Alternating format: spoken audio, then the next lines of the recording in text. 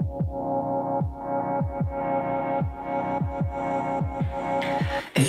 age is a trap, I wonder why I hold back. There are a lot of Easter eggs in my book, The Chaser, and I'm going to talk about them in two separate categories: setting and location, and characters. Now, this is a fictional story, but for me, to write, I draw upon real life inspiration. And so that's why you see a lot of my life kind of written into the book. Even though I am not Julius, Julius is not me, please don't read that into the character.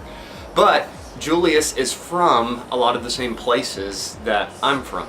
I went to Austin Peay, Julius goes to Austin Peay. I'm from Clarksville, Julius lives in Clarksville. He's a mass communication student, and so that was very much like me. I was a mass communication student at Austin Peay, and I was able to draw upon a lot of those experiences in order to write that into the character and to add some real detail and life to it.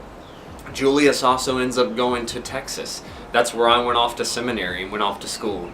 He goes off to the Dallas-Fort Worth area, which I'm very familiar with because that's where I went to school. He is also originally from a town called Waxahachie. Now, I originally based his location off a town that is very near and dear to my heart, Midlothian, Texas. And a lot of his growing up is based off of Midlothian, Texas. However, it takes place in Waxahachie, mainly because of some logistical reasons, but also kind of as an ode to the birthplace of my daughter, Karis, which is Waxahachie, Texas.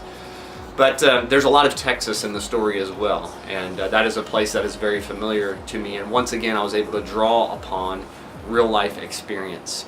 He is also very fascinated with the world of film, photography, movie making. That's always been kind of a hobby of mine, and so I was able to kind of take that passion, a little bit of that, and put it into Julius, who has a much bigger passion for it even than I do.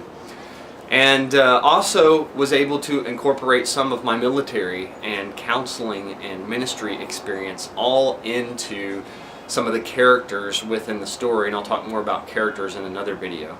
But all that to say that you see some things. If you know Clarksville, you see Austin Peay, Cumberland River, downtown Clarksville. If you know Texas, you see the Dallas-Fort Worth area, Waco, Waxahachie.